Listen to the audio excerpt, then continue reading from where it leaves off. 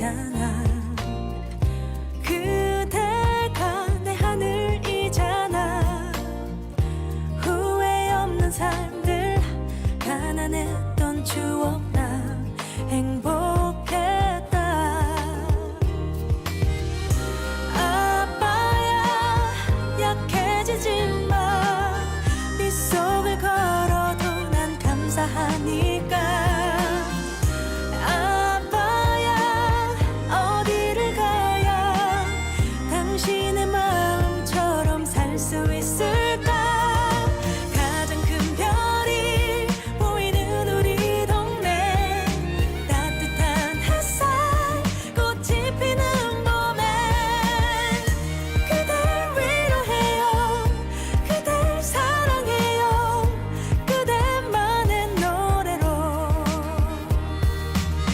따뜻한 바람이 부는 봄날 그대와 이 길을 함께 걷네. 아련한 내 맘이 겨우 닿는 곳에 익숙한 골목 뒤에 숨어 있다가 그대 오기만 기다린 그때가 자꾸만 떠올라. 가장 큰 별이 보이는 우리 동네. 따뜻한 햇살 꽃이 피는 봄에 그댈 위로해요. 그댈 사랑해요. 그대만의 노래로.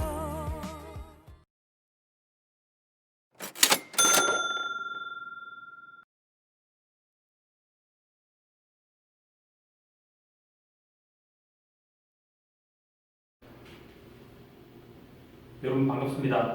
홍익농무법인의 편민수 노무사입니다. 사실 코로나가 아니면 직접 여러분들을 찾아뵙고 이렇게 교육을 하는 게 훨씬 더 좋습니다. 얼굴 좀 보고 궁금하신 부분들이 얼굴에 다 티가 나기 때문에 그런 부분들을 긁어드리고 도움드리는 게 제 역할인데, 코로나 때문에 직접 얼굴을 뵙고 이렇게 할 수 있는 상황이 못 됩니다. 그래서 이번에는 심장장애인협회에서 이렇게 동영상을 통해서 여러분들과 인사하고 교감할 수 있도록 이런 자리를 준비했습니다. 오늘 준비한 자리는요, 인사노무 관리를 함에 있어서 가장 중요한 핵심 포인트들, 2020년도에 들어서 어떤 부분들을 조금 더 고민하시고 중요하게 보셔야 되는지를 조금 더 핵심 위주로 정리를 했습니다. 자, 먼저 사업주가 알아야 되는 근로시간 제도, 그리고 우리 직원분들이 흔히 발생할 수 있는 그러한 잘못된 부분들에 대해서 어떻게 노무 관리하는 것이 적합하고 대응하기 좋을지, 마지막으로 괴롭힘, 2019년 7월부터 시행된 직장 내 괴롭힘 금지법과 관련돼서 사업주들이 반드시 지켜야 되고 고민하셔야 되는 것이 어떤 것이 있는 건지를 한번 살펴보도록 하겠습니다. 먼저 근로시간입니다. 여러분, 근로시간을 판단하는 게 왜 중요할까요?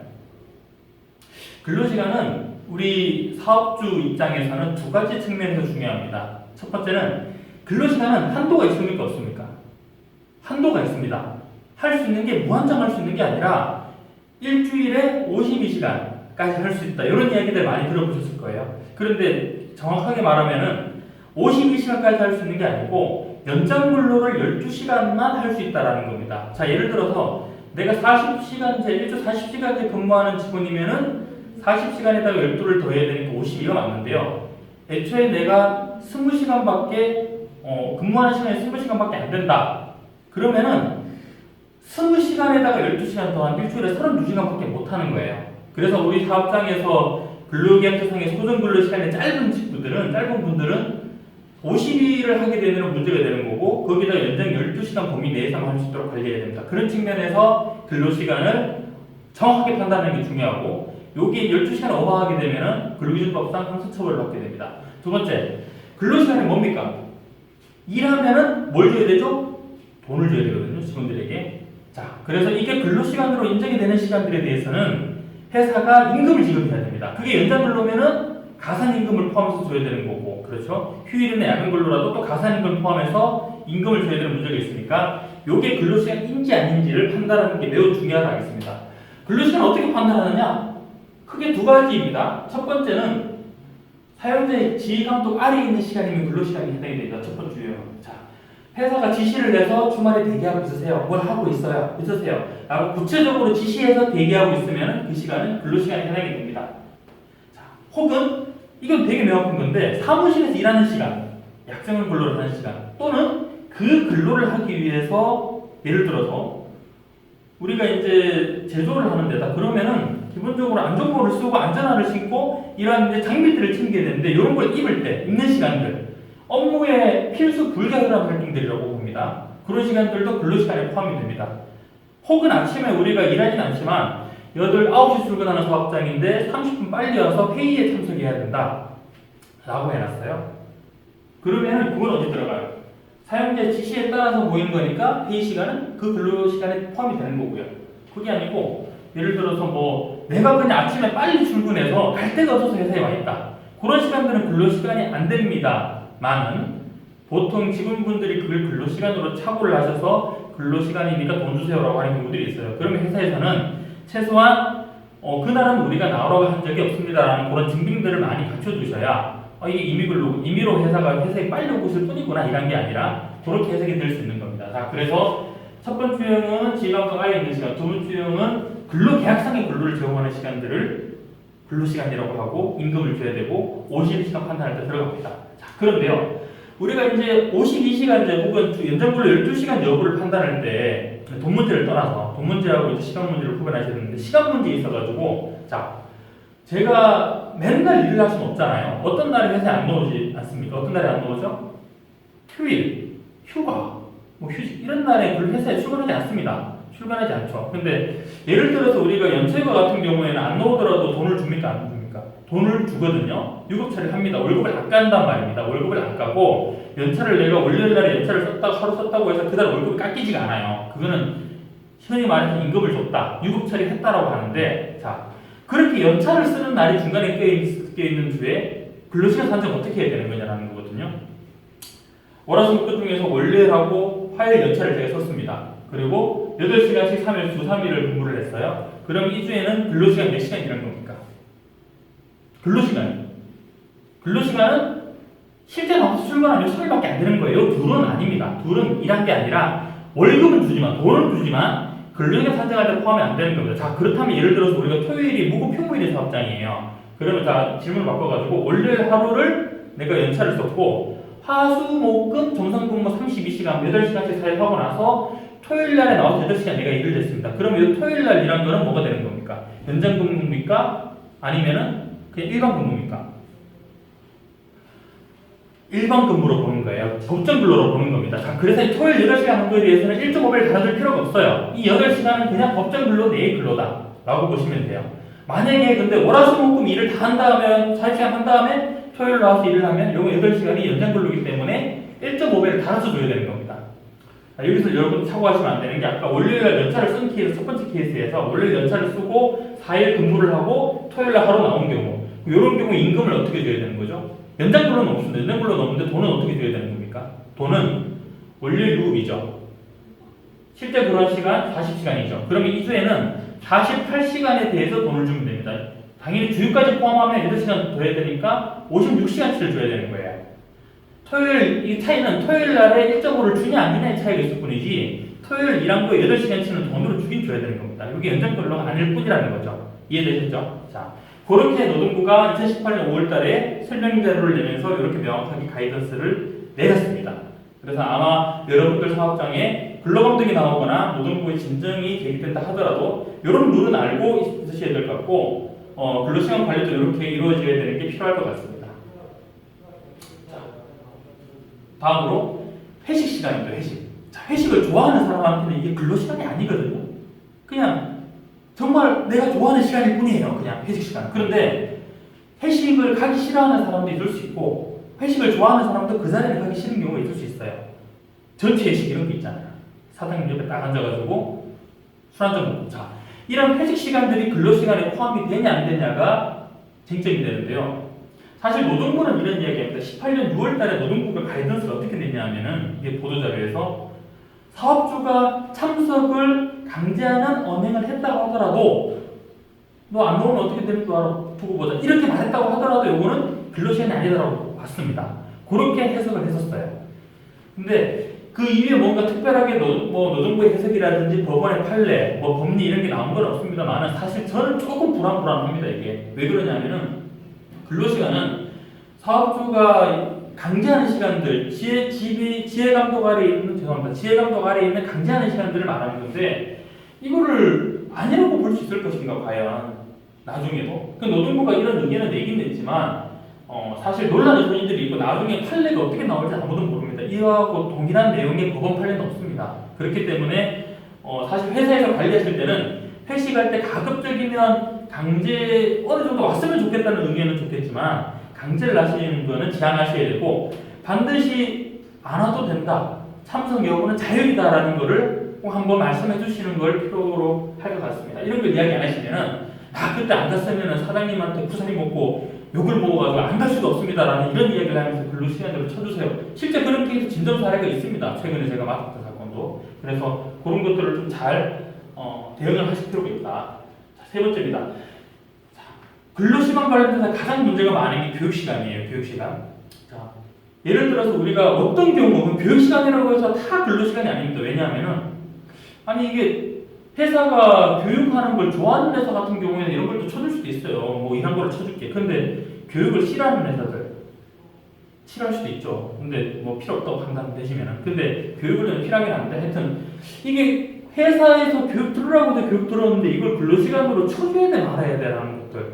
자 그럼 어떻게 판단할까요? 노동부는 기본적으로는 회사의 지시가 있고 참석하지 않으면은 그 이사장의 불이익이 있고 또 혹은 그렇지 않다 하더라도 법정 업무 교육이면은 근로시간에 포함을 시켜야 된다는 이야기를 합니다.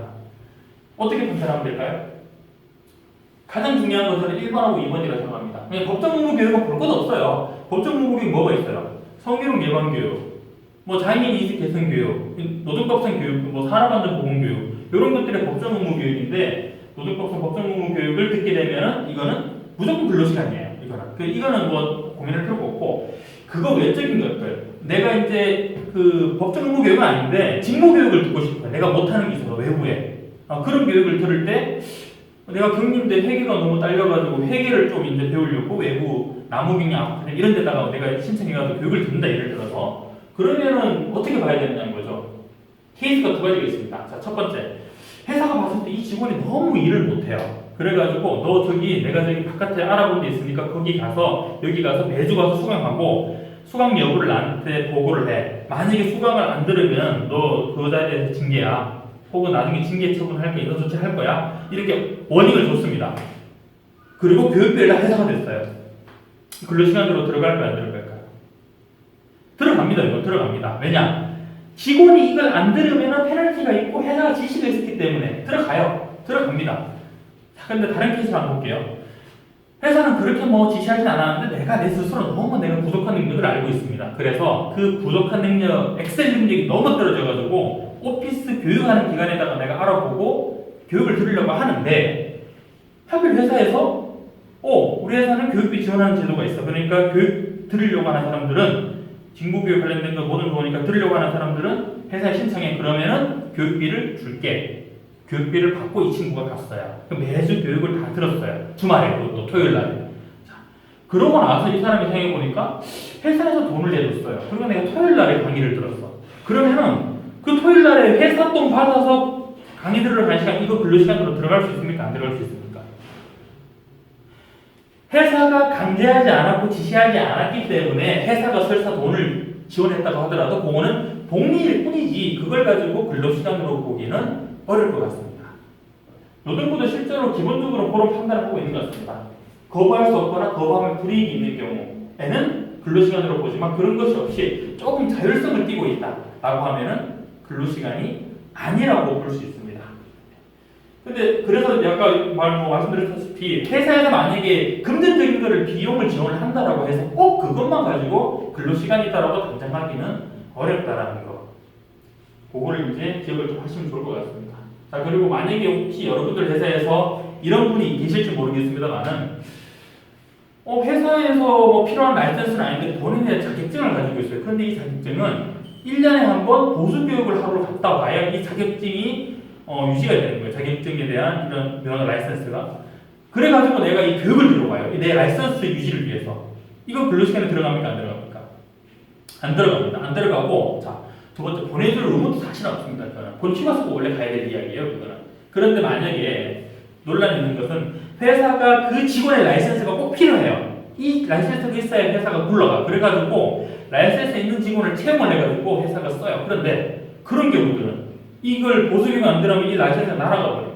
이 경우에는 근로시간으로 저는 봐야 된다고 생각합니다. 왜냐? 회사의 직무하고 매우 깊은 관련성이 있고요. 깊은 관련성이 있고 이게 현실적으로 이 사람 라이센스가 정지되면 회사 일을 못 하잖아요. 그러면 사실 그걸 가지고 회사가 또 페널티도 못 주는 거니까 기본적으로 그런 경우들에 대해서는 근로시간을 봐주는 것이 저는 타당할 것이라 생각이 듭니다.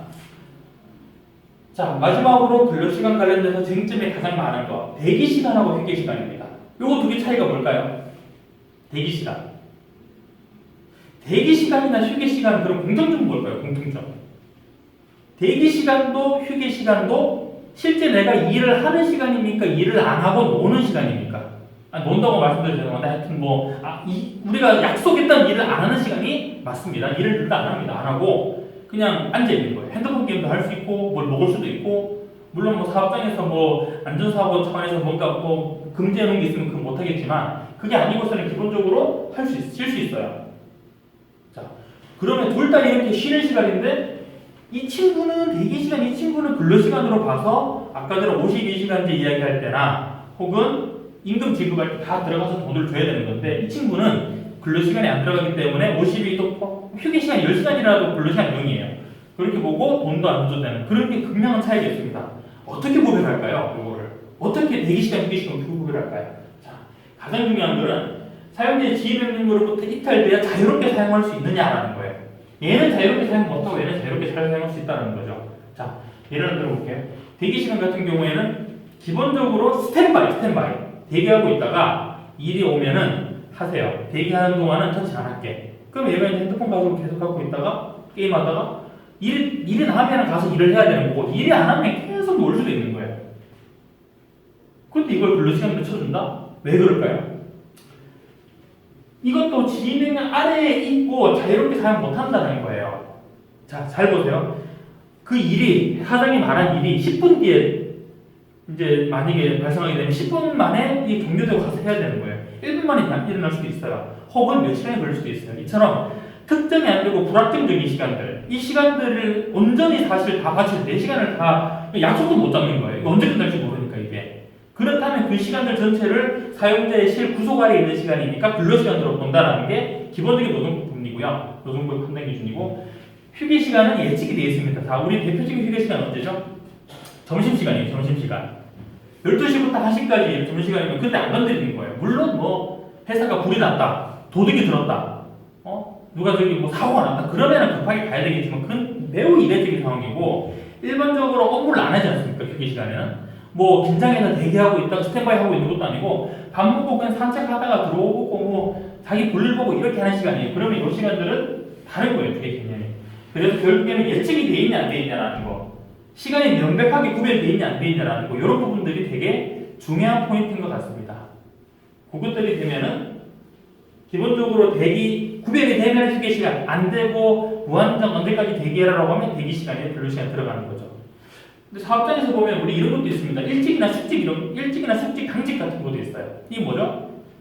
내 일 끝나고 나서 남아가지고 전화대기 하거나 순회 한 바퀴 돌거나 시설에 문제였는지 이런 것들을 보는 거예요. 근데 노동부는 과거로부터 이런 이제 일찍이나 숙직 당직은 근로시간 아닌 걸로 봐서 52시간제든 혹은 임금을 줘야 될 의무도 없고 이렇게 판단을 해왔거든요. 근데 노동부가 보는 거는 또 무조건 일찍이라는 이름이 붙어있다고 해서 그런 게 아니라 몇 가지 요건을 요구합니다. 첫 번째가 본인이 통상적으로 하고 있던 근로의 양과 질에 비해서 난이도를 이렇게 떨어져야 되는 거예요. 예를 들어서 내가 평상시에도 계속 이제 경비를 하고 있는 사람이다. 그러면 그런 사람들이 밤에 18시에 경비하는 건 그냥 본인 근로시간인 거예요.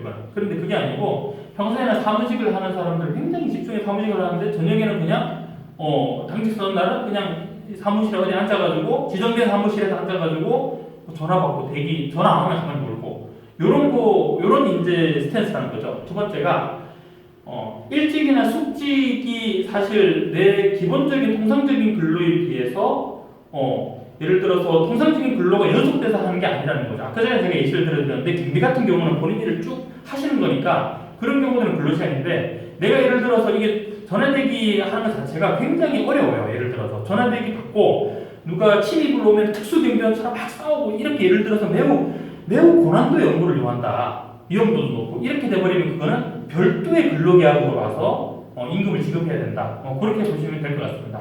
근데 사실 이게 노동부는 이렇게 지금 일찍 근로시간 아닌 걸로 보지만 사실 이런 이제 법리가 언제까지 유지될지 사실 장담하기 어렵습니다. 의사 같은 경우들도 온콜 대기라고 해서 그 지역 내에서 대기하고 있는 경우들이 있는데 이거에 대해서 근로시간으로 인정을 해야 된다는 목소리들도 실제로 있고요. 그리고 다른 이제 일찍이나 숙직 같은 경우 이런 대기 시간에 대해서도 근로시간 인정하는 마당에 얘가 다를 게 뭐냐 뭐 이런 식으로 지금 주장하는 쪽도 있습니다. 그래서 향후에 이 일찍이나 숙직에 관련돼서 노동부라든지 법원의 해석이 어떻게 바뀔지 관심을 가지고 살펴보실 필요가 있을 것 같습니다.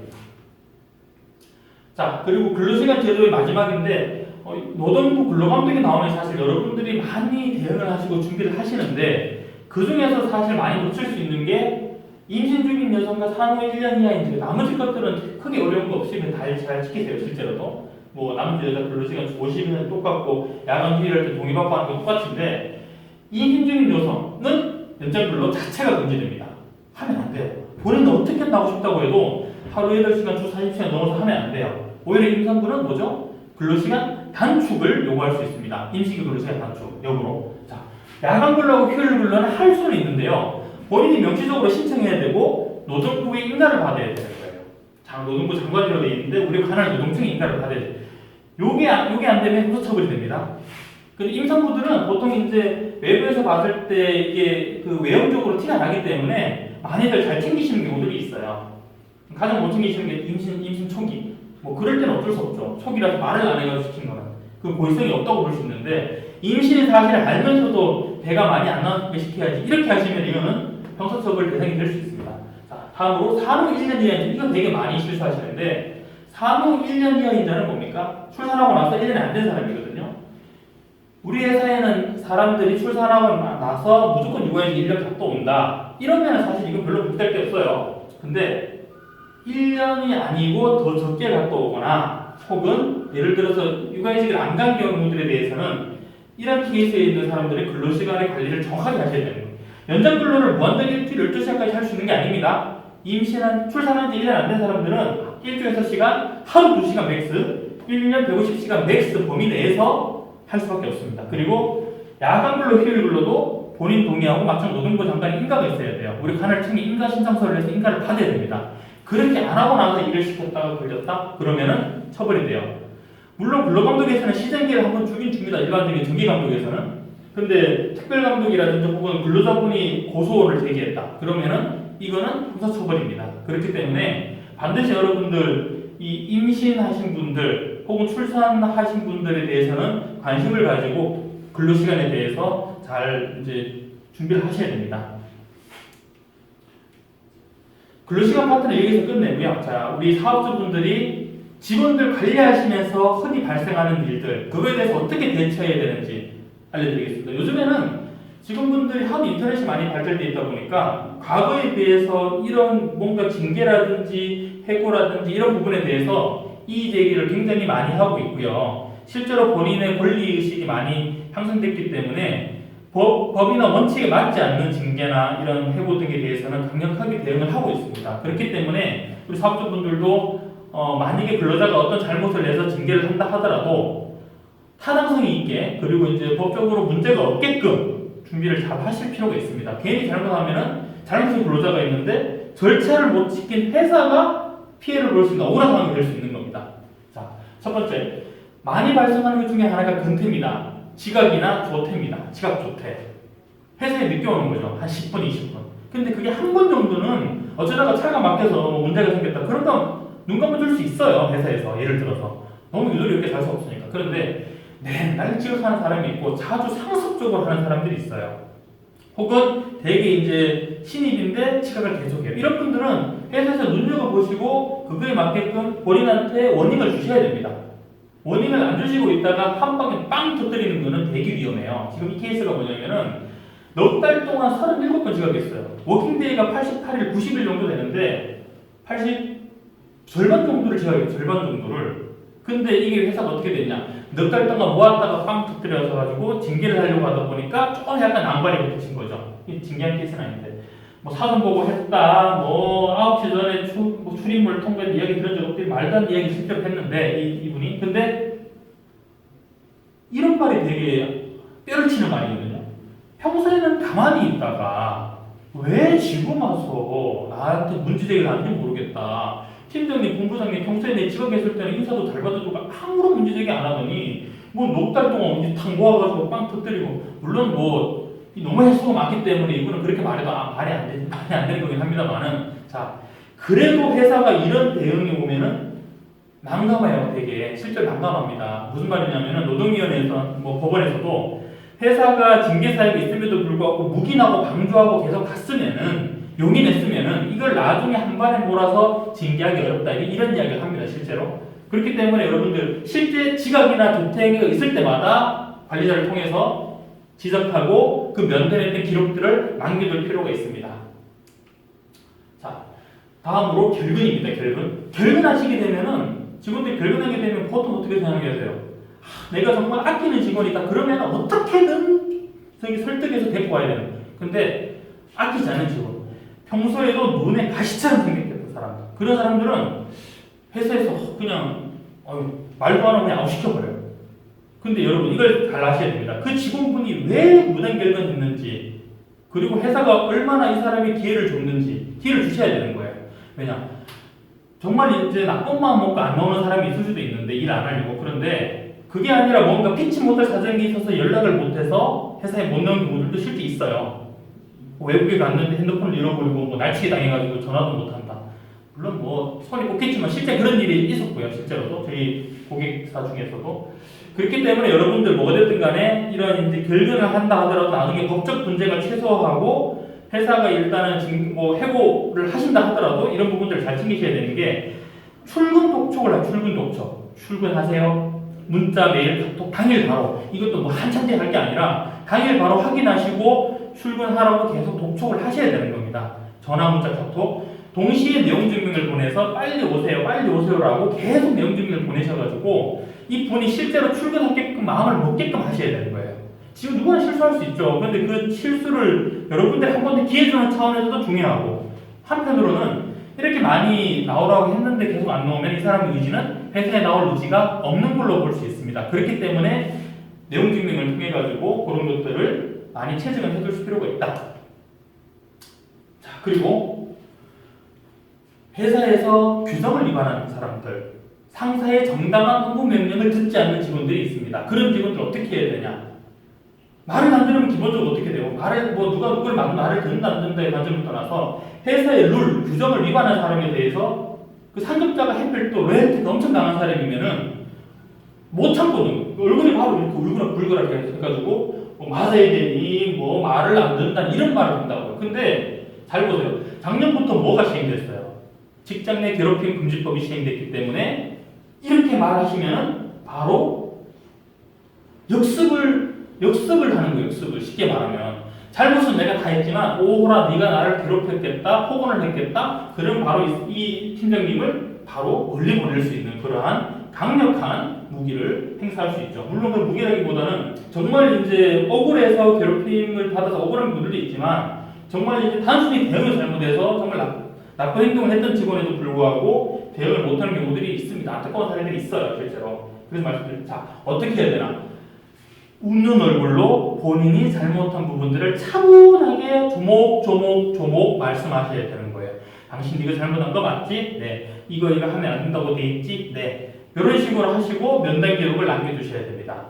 근데 이거 저도 이런 말씀 드리는 건데 저도 이거 되게 어려운 것 같아요. 저도 이거 이렇게 하려고 하지만 마음속에서는 이게 불꽃이 일고 있기 때문에 이게 이렇게 하기가 매우 어려운데, 뭐 사회생활이라는 게 참 어렵습니다. 그래서 항상 웃는 얼굴로 상대방이 잘못된 부분들을 지적할 때 톤 다운을 내서 조목조목 따지고 지적을 하는 것이 필요하다. 그게 나중에 징계할 때 혹은 해고 조치를 할 때, 어떤 이사 조치를 할 때 좋은 증거로 쓰일 수가 있습니다.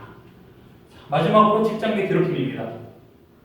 19년 7월 달에 괴롭힘 금지법이 시행이 됐는데, 자, 시행되고 나서 우리 사업자분들 혹은 회사에서 이런 질문 많이 하죠. 아니 이거 조사 안 하면 어떻게 되는데요? 그럼 노무사들 뭐라 하냐면은 조사 안 하더라도 처벌 없습니다라고 합니다. 직접적으로. 그 틀린 말 아니에요. 맞는 말이에요. 맞는 말인데 자 이것만 있어요. 법에는. 신고자나 피해 주장자에 대해서 불이익한 조치, 해고라든지 인사 조치만 안 하면은 돼요. 그거 하면 이제 형사처벌이 있는 거고. 그리고 TFPT의 내용을 넣으면은 예방 조치나 사후 조치 과태료를 안 받아요. 그럼 요거 두 개만 딱 하면 되겠네? 그럴까요? 자, 법적인 처벌하고요, 여러분. 회사에 실제로 이 버든을 생각해요, 버든을. 자, 이게 직장 내 괴롭힘이 접수가 됐는데 회사에 접수를 시켰는데 이 피해자가 회사가 조치를 안 해주면 피해자는 어디로 갑니까? 고용노동부 우리 관할 처우로 뛰어가요. 거기 가서 직장 내 괴롭힘 진정을 넣습니다. 그러면은 노동부 조사를 하죠. 조사를 해서 시정명령을 내리는데 괴롭힘이 있네? 회사에 조치하세요. 근데 그것도 안 따른다. 예를 들어 그래버리면은 혹은 상습적으로 계속 노동부에 괴롭힘 진정이 들어오는 사업장이다. 그런 사업장은 괴롭힘에 관심이 전혀 없는 사업장이다 보니까 어떻게 되는 거죠? 노동부에서 근로감독이 나가서 다른 것까지 다 탈탈탈탈탈 털어가는 거예요. 그래서 여러분들 괴롭힘에 관련돼서는 접수가 되면은 항상 조사를 하시고 그 조사했던 내용들을 증빙을 잘 갖춰주셔야 되고 만약에 그게 어려우시면은 내부 전문가의 조력을 받으셔서 노무사라든지 조력을 받으셔서 준비해 놓으시는 것이 필요합니다. 성희롱 예방을 괴롭힘 예방을 위해서는 TFPT의 반영 다 하셨을 거고 예방교육 직장 내 괴롭힘 예방교육은 법정 업무 교육이 아닙니다. 아니지만 해두시면은 나중에 예를 들어서 노동부에 대응을 하신다거나 혹은 이 피해 직원이 회사를 상대로 손해배상을 하는 경우에도 대응을 할 수가 있습니다. 자, 마지막으로 사고 발생 시에 처리 절차까지 수립을 하셔야 돼요. 사고가 발생을 하면은 그걸로 이제 끝나는 게 아니고 회사에서 이런 프로세스로 피해자 면담, 목격자 면담, 가해자 면담을 한 다음에 그걸 가지고 뭘 해야 되는 거죠? 이사 조치를 하거나 피해자 보호 조치를 하거나 이런 것들을 하셔야 됩니다.